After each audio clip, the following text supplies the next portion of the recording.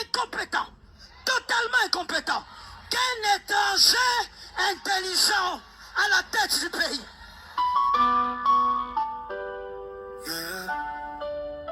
Écoute la voix du peuple. Quand la vérité parle, même le silence tremble. Le patriotisme dans le sang, gravé dans les veines. Sentinelle du peuple, debout sous la pluie, sous la haine. Prophète Élysée, messager de la rue, l'homme de la vérité, jamais vendu, jamais perdu. Il a combattu l'ennemi du peuple sans peur, homme intègre, cœur propre, rempli de valeur. Pas un prophète comme les autres, non, différent, déterminé à briser le mal depuis longtemps. Prophète Élysée, l'œil du peuple ouvert, même si aujourd'hui on doute, la vérité est claire. Hier, personne ne croyait en toi, et demain le temps donnera raison à ta voix. Prophète Élysée, l'œil du peuple ouvert, même si aujourd'hui on doute, la vérité est claire. Hier, personne ne croyait en toi, et demain le temps donnera raison à ta voix. Anti-valeur dans le viseur, il les dénonce sans filtre. Tribalisme, clientélisme, ils refusent leur titre. Ils marchent droit quand d'autres changent de camp. La conscience prend pas besoin d'argent. Il a refusé de collaborer avec l'ennemi de la République, même sous pression, même sous la nuit. Pendant que certains ont trahi la nation, comme si trahir le pays était devenu banal, sans raison. Dans un régime moko ya oppression, La vérité ne meurt jamais, elle attend juste son heure. L'ère de la vérité est arrivée avec l'homme de Dieu, le prophète messager, MB Élysée. L'église au milieu du village, défenseur et à peuple congolais, l'œil du peuple, la voix des sans-voix. Napesi bino nyonso mbote bisika bozali. Nalekaki hier sans générique bosepelaki te na respecte bino. Yango na tie générique mingi bokomi même oza na colère sainte tosepelaka na générique wana eza kolakisa biso ke ezali yo po biso tokota biso nyonso. Ndeko na nga nasengi na yo olandaka prophète MB, prophète Élysée TV, chaîne YouTube, pe tango omoni émission partager yango. Ezala na ba Facebook, ezala na ba TikTok. Naza ko défendre peuple, naza na parti politique mon côté. Moutako sabinote. Naza membre à parti politique mon côté. Suis pas un communicateur, mais je suis l'église. L'unique descendant de Simon Kimbangu. Oya Kambate. Simon Kimbangu penza. Oya Tikabiso. L'unique descendant. Je suis comme Martin Luther King. Il a défendu le peuple noir à Téléméla qui apartheid. Plutôt racisme aux États-Unis. Desmond Tutu à Téléméla apartheid Namboko en Afrique du Sud. Simon Kimbangu a Téléméla ba noir. Ngana Téléméli régime oyo illégal. Régime oyo illégitime. Oyo to vandi Congo vandi n'impunité. Congo est comme esclave ya clan Tshisekedi. Chilombo. Congo ezali esclave ya clan Tshisekedi Chilombo na Téléméli yango. Lelo na ekoloba likambo ya mwana na biso, il a 32 ans, moi ma fille est née à 44 ans. Nabota très jeune. Ma fille est née à 44 ans. Nazana bakoko. Mais na kama politique, moi no akufi vali amisi lokuta eza mingi. Lokuta ezali mingi. Ba ondenge bazo yebisa bino lokuta eza mingi. Toyo kozwa susu mosusu ba décharger Hôtel Hilton oya asiatique wana balobi amisi vali amisi akufaki na Hôtel Hilton te. Ba pesi na isika akufaki zilana tangela bino yango wana ministère ya justice. Ba version ekomi mingi. Ngana koyebisa bino vérité. Urgent, triste réalité après l'assassinat de Vali Amissi par son meilleur ami Beni Moukena. Il a été envoyé. Beni Moukena a été envoyé. Azana service, il y a Denise Nyakero na Didier Boudimbu, les deux suspects. Tokei. Excusez-moi. Voici une vérité sortie de la part du ministre de la Justice, Guillaume Ngefa. Le ministre de la Justice a éclairci un point sur l'affaire de l'assassinat de l'entrepreneur Vali Amissi, assassiné par son meilleur ami, entre parenthèses, à Kinshasa. La victime était logée à Hilton Hotel, oui, puisqu'il est résident à Pretoria, Afrique du Sud, ici en Afrique du Sud. Mais il a été tué pas dans une chambre d'hôtel, mais plutôt dans l'appartement 6B de l'immeuble Renaissance de la commune de Kinshasa. Contradiction à contradiction. Nao mususu baebisi biso azwi mbongo akei kotikela Didier Boudimbu n'hôtel Hilton. Pourtant il y avait dans l'hôtel Hilton.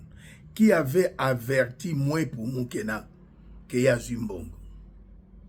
Donc tant de questions à poser. Bakomi ko décharger ko épargner hôtel Hilton et sika ya vandaka. Tomoni ba vidéo abimi na kolakisanga wa te temps esa mukuse. Ascenseur ebimi yé moi pour apesi mukongo montonase. Ale ministre Ngefa oyebisi biso lokonini mosusu. Soko zozo ba pression mon très cher ministre que j'aime beaucoup démissionner. Pose Ali maintenant entre les marteaux et l'enclume. Et si na koti en contact na famille na ye na Pretoria. Nazana minga kolobate na fongoli pe na kangi. Nous allons aider cette famille. Et j'en profite pour na la famille wana senga ki bango ba porter plainte awa. Contre banani famille yebi. C'est vraiment triste. Azui contrat ndenge biso stoyoki pour à réhabiliter au stade de martyrs. Naïbisa peuple congolais. Batongi stade de martyrs avec 100 millions de dollars n'attend à maréchal. Coupe du monde est bétamine à Qatar. Na 2022, stade douana ultra moderne, ultra sophistiqué, likole fungwami et kangi, pour na kotonga hotel stade douane sengela ki 700 millions de dollars. Mais boyoka, na kolaksabino odionge za tikotak, pour na réhabiliter stade de martyrs qui a déjà été construite. Basenga ki 3 milliards. Nani? Denis Nyakero, na Didier Boudimbu, bapesi elengeyo contrat avec des conditions. Toyoka. Baza, tozan a 2 suspects na affaire ya liwa ya Vali Amissi. Bozo chaka Moukena. Moukena koma ikuna ndenge. Moukena na point na ye, oui, akokaki koboma.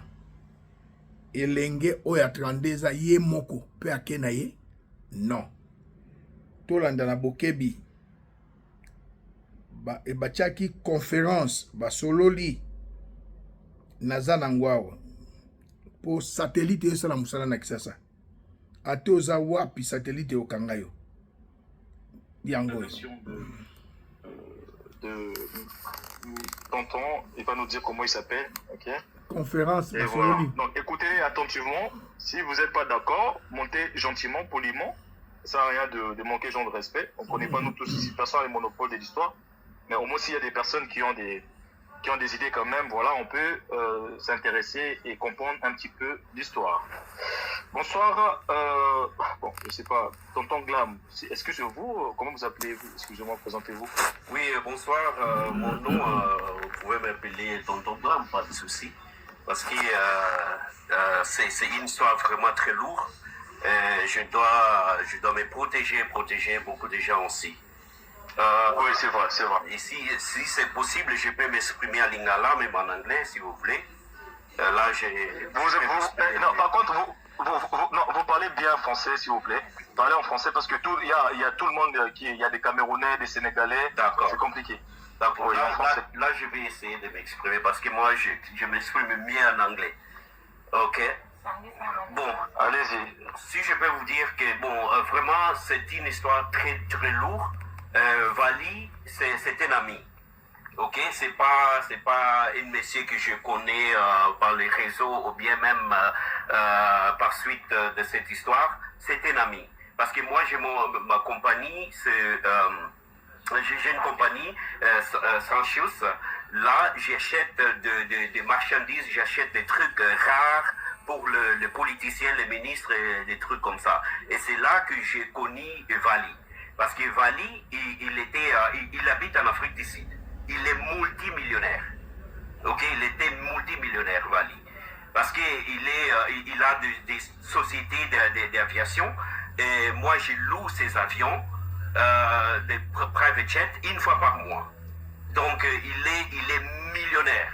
Et lui, donc 2 semaines passées, il a signé un grand contrat de minerais. On parlait doucement. Tonton Glam, excusez-moi.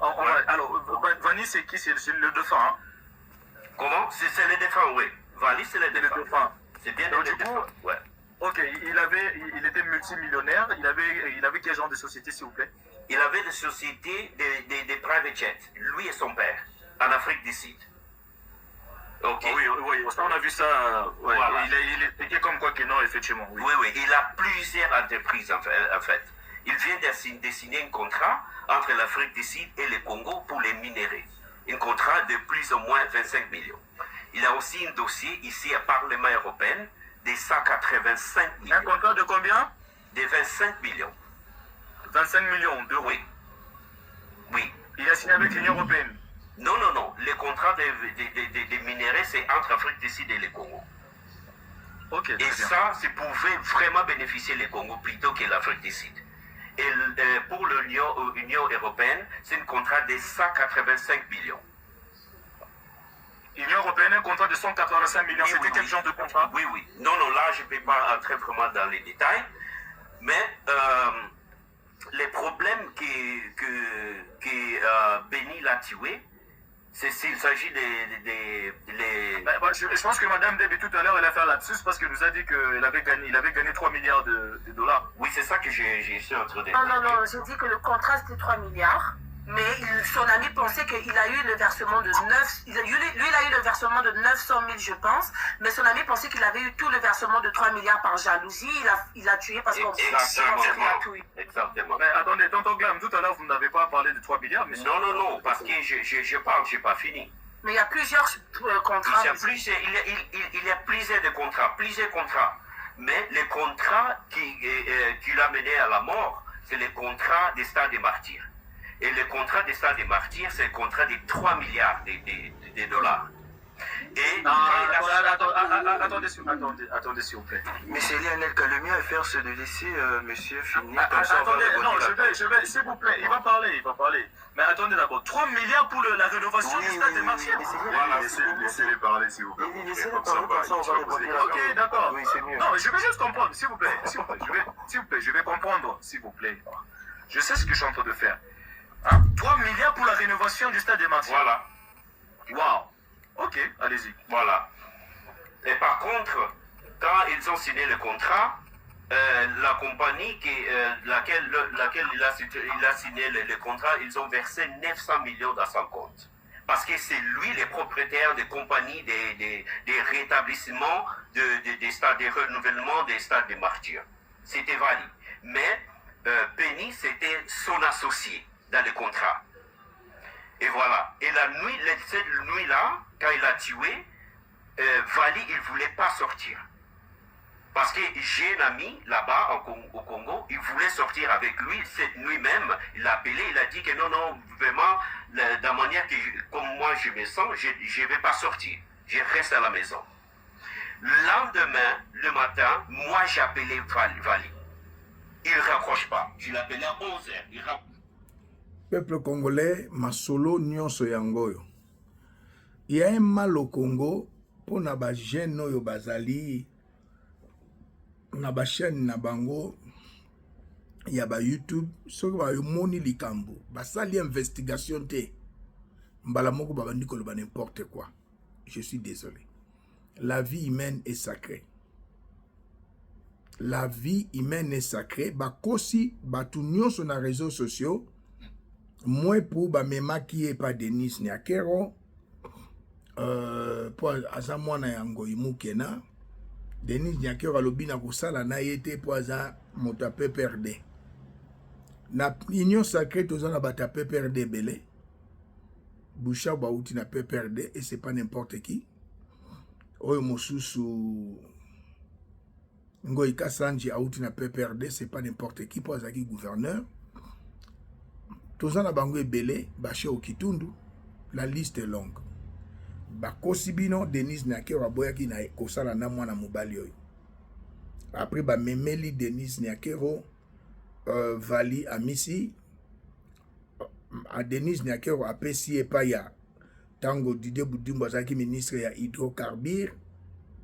Allez, mbongo comme à la société ya ba location ya jet privé, ba jet privé zouta Afrique du Sud et ke Kinshasa ezui mbongo ya Denis Nyakero ba million Didier Boudimbo azana kati Vali azana kati ba ye na avion na jet privé wa mbongo destination na kangi parenthèse pour tout ça na kati ya ba investigation. Et qu'est-ce qui a causé la mort de Vali Amisi? Bozo Lobayango, Bozo Monakaka Nani,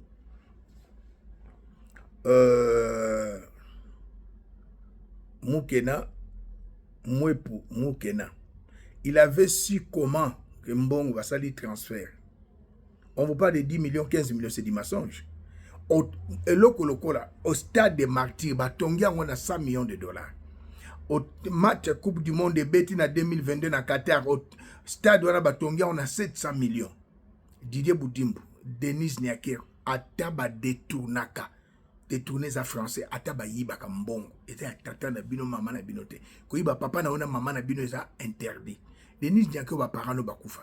Yob Didier Boudimbo, ba parano bazab. Ba tikala ko simba ta même mbongo ya malunga te. Même ba parana yo Denis Nyakero. Alors, Sikoyo, rénovation, réhabilité, bongisa, stade de martyrs, 3 milliards de dollars, peuple congolais. Bolandi, Bazalaki na conférence, 3 milliards, Bapesi 900 millions. Mais bino na réseaux sociaux, boyebe le côté, t'es 15 000 dollars, 15 millions. Non, il est mort pour 3 milliards de dollars. Pour nous réhabiliter stade de martyrs. Atabayi Bakambongo Denis Nyakero. Didier Boudimbo. Na la kisibino vidéo maman moko lobi fonds alloué na armée. Denis a eu 2 milliards 800 millions. Pourtant bongo wana ya armée bima c'est 13 milliards 650 millions. Denis a dû, Félix a dû, maman na ye na 88 ans, a dû, basasi mbongo, lokola batu bakenda ki bokila. Babomi nzoku. Kongwe komi nzoku. Ya clan Chilombo, Tshisekedi. Kongwe komi bilanga. Ya clan Tshisekedi. Etienne, bana na ye na mwasi. Kongwe komi Eldorado. Yaona lobby, pour l'amour de mon pays, je ne me tairai point. Pour l'amour de mon peuple, je ne répondrai pas jusqu'à ce que la libération de mon peuple apparaisse comme l'aurore. Elenge, 32 ans, a Koufi pour Mbongo. 2 suspects, Denis Nyakero et Didier Boudimbo. Babandi kosala na mwana mbalo Vali Sikoyote.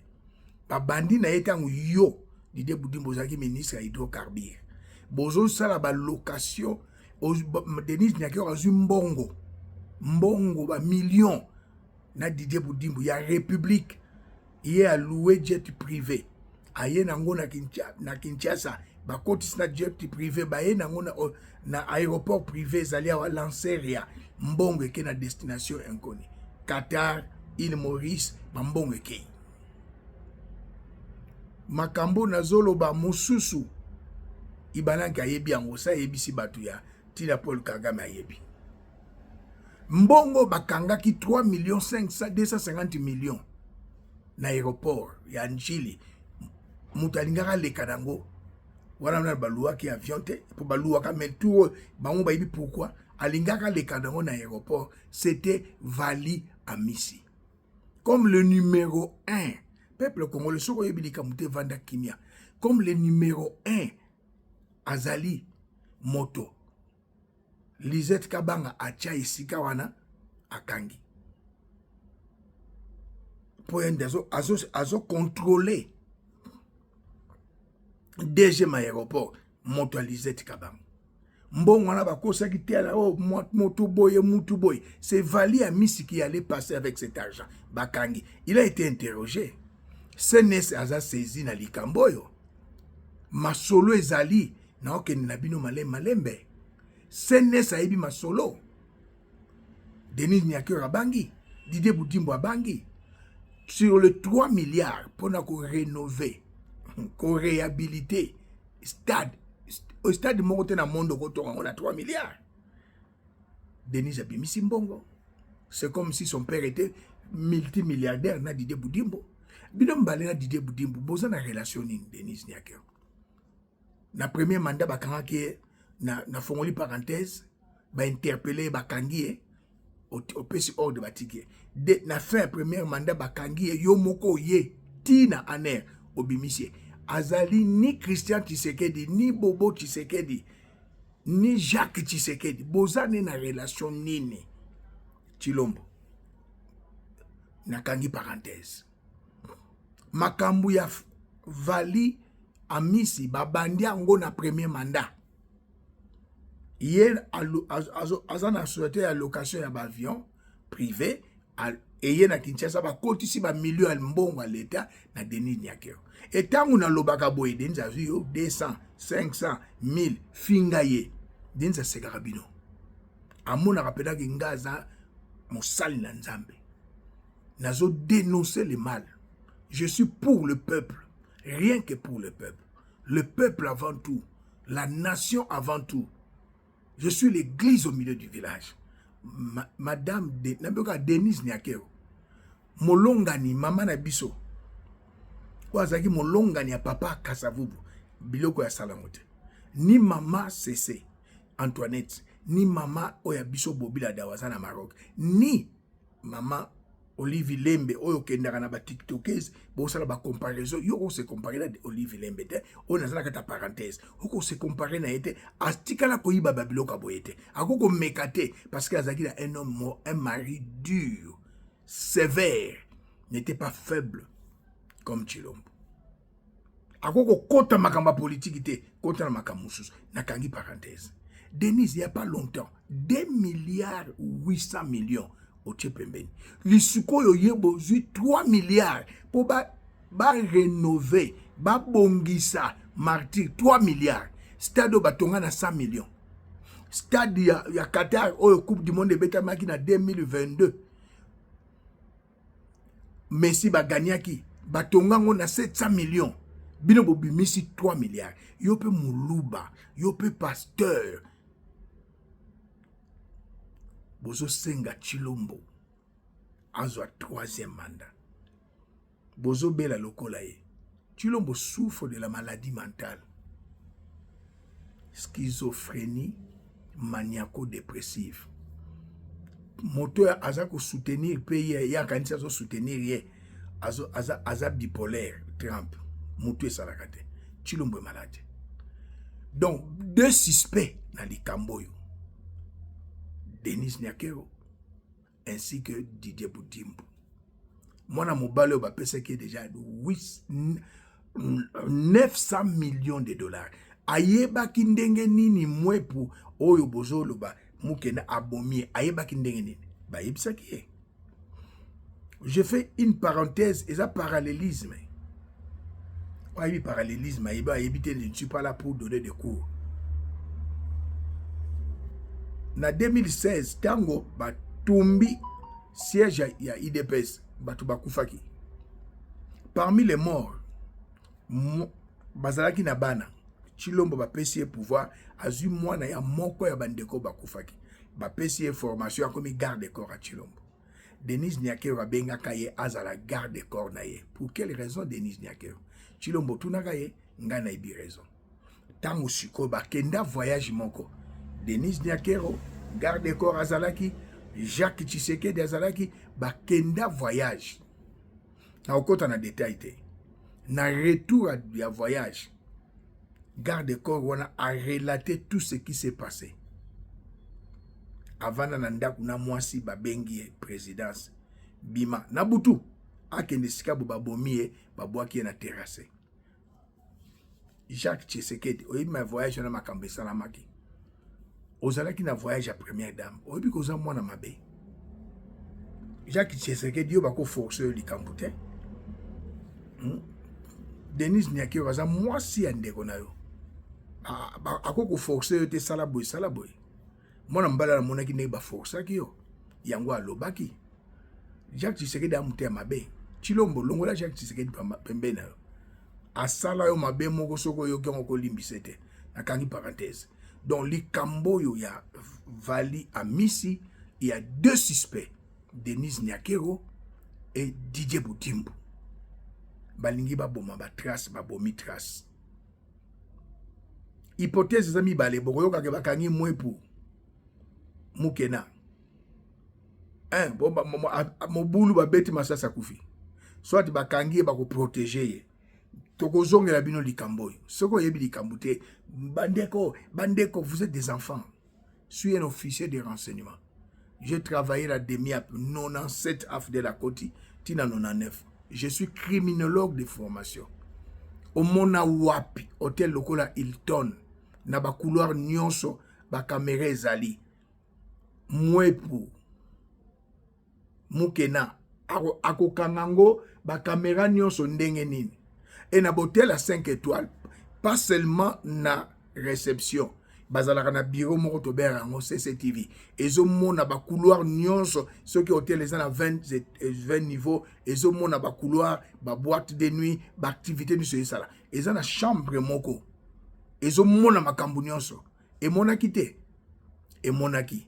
Mais le monsieur Oyak bakanga qui est mokola Hilton, les asiatiques na CNS appelle ça plus de 20 millions batikaye. Balobakaza en connivence avec qui M23 kaka pona nini mwana mwasi oyo alia mbongo Lisette Kabanga lingimbongo.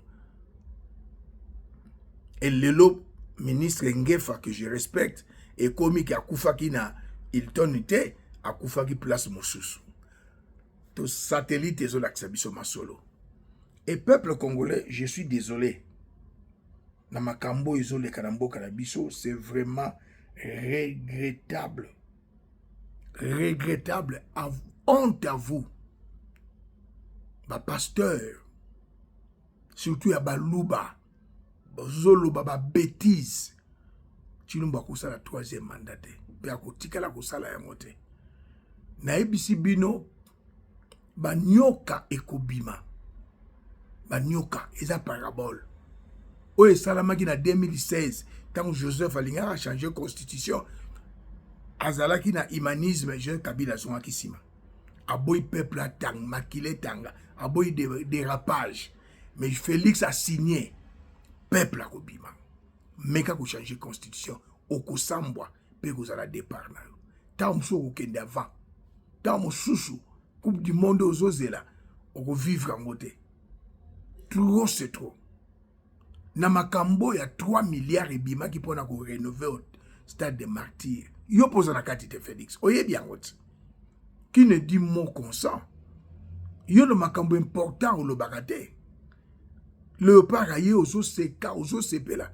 Muna lo baki na bino dollar eko kita. Ekitite 250 na 90 000 Joseph Atikaki ezandenge moko. Ozo sabana boba poda suki. Mais insécurité, bato koufa chaque jour. Bato koufa chaque jour. Qui passe, tout dans l'accès qui bino vidéo yanani. Il y a ce monsieur Jegogo. Le total la vidéo moussous. Yango, Zachary Bamba.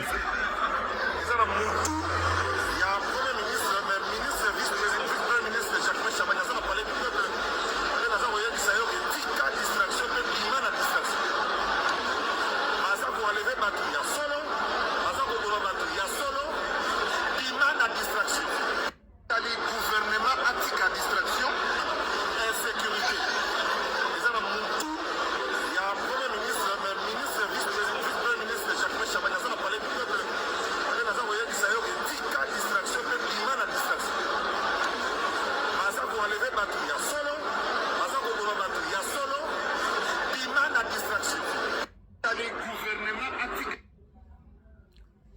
alobaki bontala ki jekoko le commis Zakari baba se banakini bamoni ke bazo bomba ndeko na bango ata bazana président illégal illégitime ata bazana union sacrée banakini o azana humanisme habité funa loba jekoko alobaki lelo bomoni Zakari jekoko alobaki pona mokonza police nalobaki na ye bongo lobi mokonza police bongo gouverneur la province ville à Kinshasa bongo ministre intérieur lelo Zakari alobi pona ministre intérieur na bango nyonso mokonzi ezali commandant suprême ya FRDC na ya police c'est Félix il azolobelo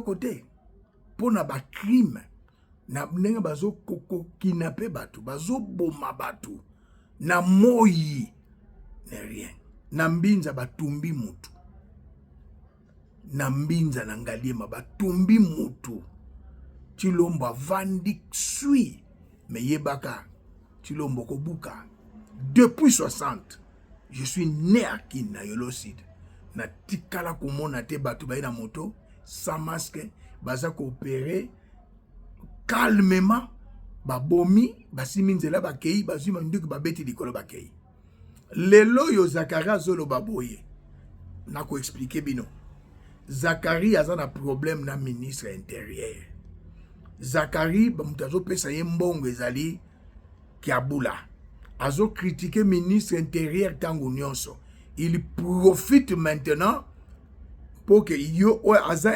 incapable aza incompétent pour balongola ye pour posa Zakari ezalaki kiabula azonga kazembe alongwa azoloba likambo ya vrai maintenant motema mabe na kati peuple congolais oyo nyonso azoloba Chilombo a sala deuxième mandat esengeli ozobela oza na maladi ya mutu ozala pasteur ya mwasi ya mobali ozo soutenir Félix oza na maladi ya mutu. La charité bien ordonnée commence par soi-même. Je vais vous balancer une image et bien kolobela bino te po bozali kosala makambo ya soni botala aéroport en Mbujimai 7 ans yango Chilombo na pouvoir eza aéroport ya Bipemba eza na quartier Bipemba chariot oyo ya ba valise ya batu bazo kumba na maboko lokola pusu na aéroport Andjili il y a un véhicule ekangi yango singa ezobenda yango aéroport ya Bipemba 0 na 0 na Mbujimai aéroport ya Bipemba. Honte à vous Avandawana Azana Sesi ou c'est là aéroport ya Bipemba na quartier Bipemba na Mbujimai ba marcha ba valise ya batu ba bagage ya batu. C'est regrettable, mais regardez maintenant cette dame, elle a ses erreurs, mais regardez ce qu'elle a fait à Kolwezi. C'est comme ici en Afrique du Sud, c'est comme en Europe. Tout à l'heure. Honte à vous. Aéroport ya Kolwezi. Mais dans la province du Lualaba. Kolwezi. Elle était aéroport en Ndjili. Elle était aéroport ya Bipemba. Vient de franchir un nouveau cap de son opérationnalisation lundi 13 avril 2026 avec en toile de fond sa passerelle d'embarquement autrement appelée bras satellitaire. L'un des équipements majeurs de la nouvelle aérogare de la capitale provinciale inaugurée en janvier dernier par le chef de l'État. Une première en République démocratique du Congo. Mais Mbujimai, il n'a rien fait à Boma-Miba, Chilombo. Ici, c'est l'aéroport de Kalina, Kolwezi. Deux avions gros porteurs de la compagnie africaine d'aviation. La gouverneure Fifi Masuka Saini, accompagnée de Jeffrey Masuka, son ministre des Transports, de quelques membres de son gouvernement et de ceux du comité provincial de sécurité, a fait le déplacement. Les premiers passagers à tester la passerelle comme ici étaient en escale Afrique du Sud, que c'est comme en Europe. Pour Mbujimai au Kasaï oriental, ce qui marque un pas. Honte à Chilombo. Ah, ça c'est ma petite Béni. Azalananga mingi, alinga mingi. Je suis c'est honte à vous, Chilombo. Honte à vous. Obozolo baba bêtise aéroport à Mbujimai mawa. Bokende pas mende mawa. Honte à vous. Ah Yesu. Akeko inauguré. Mais tala aéroport à Mbujimai. Bazo poussa chariot na maboko. Mutuka komemango ezate. Zélo na zélo Chilombo. Il n'a rien fait. Ayebi kaka détournement, pillage. Donc oyiba. Je suis désolé. Je suis vraiment désolé. Tolanda ministre Ngefa. Denise a vendu 2 milliards 800 millions alloués à l'armée alliée. Liwe a vali a mis 3 milliards pour la rénovation et la martyr. Bazususu pour la documentaire il y a 6 minutes. Na Frivao. Ye. Na Deo. Babimisi 1 600 000 600 000 plutôt. 1 600 000 dollars pour un documentaire à 6 minutes. Je ne peux pas en parler maintenant parce qu'il s'agit, certains de ces dossiers font l'objet des enquêtes judiciaires. En ce moment-là, je ne peux pas en parler. Par exemple, il y a eu, je donne un exemple, un film de 6 minutes pour 1 600 000. Vraiment. Une partie a été payée. Vous trouvez ça normal? Vous trouvez normal par qui? Par les fonds Frivao. Par les fonds Frivao. Vous voyez, une partie, une partie, ça a été dans les 600 000. Je peux pas en parler maintenant. Documentaire à 6 minutes, Denise a mis 1 600 000. Des enquêtes judiciaires. En ce moment-là, je ne peux pas en parler. Par exemple, il y a eu, je donne un exemple, un film de 6 minutes pour 1 600 000. Une partie a été payée. Vous trouvez ça normal? Il y a justice. Vous trouvez normal par qui? Par les fonds Frivao. Ngefa Denise a longolo ndenga longolo mutamba. Présidente ya mboka na biso officieusement c'est Denise. C'est elle qui a bazoye akenda na kingakati akena Rwanda pour ba pesa Félix pouvoir bazala qui na besoin ya Denise Nyakeo. Oza pouvoir ya masolo ya coulisse ya pouvoir. Ya obomona osala makambu nyonso maman Félix azobanga bato so banga pour bayibi que grâce à elle Félix est devenu président. Félix a ses étiquettes. Denise Nyakero. C'est pas possible. Vali a mis à Koufi 2 suspects. Didier Boudimbu avec Denise Nyakero. Et pendant la première mandat, likamba Denise Nyakero na Didier Boudimbu. Prophétie et bimaka awa totala yango. Je ne peux pas rester comme ça. Prophétie et bimaki awa. Prophète on a soit dans Paris, je ne sais pas. Soit dans Mboka Nini, je ne sais pas. Il a prophétisé. Bandeko président Félix Tshisekedi. C'est pas ça. Seigneur, aujourd'hui c'est mardi. Ce n'est pas ça. Prophétie Bimaki Awa. Non, je vais vous balancer d'abord la vidéo insécurité. Yango.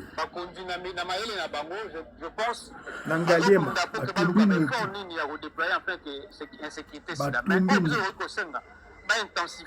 Tamutu batumbi. Nangaliema.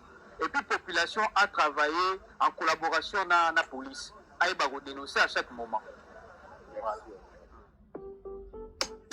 Tamutu batumbi nangaliema. Tala mutu batumbi. Nangaliema. Batumbi mutu. Insécurité calcinée. Batumbi mutu nangaliema. C'est pas possible. Béni, reste calme ma fille. Ma petite, je fais l'émission. Sois calme. Batumbi mutu nangaliema. Voilà, toza wana na quartier Gomba Kinkusa, commune Ngaliema. Tozali na croisement ya avenue Ekila ena Bonganga. Tolamuki na tongo bakinde kwawa batumbiye et jusque là nanu toji vraiment ba identité na été parce qu'il n'y a même pas na pièce d'identité. Alors un peuple se libère. peuple congolais bobi mananzela na article 64 bokanga Félix Antoine Tshisekedi bokanga Denis Nyakero bokanga Didier Budimbo na bamiyibi nyonso bokwesa institution bo libérer mboka. Un peuple se libère.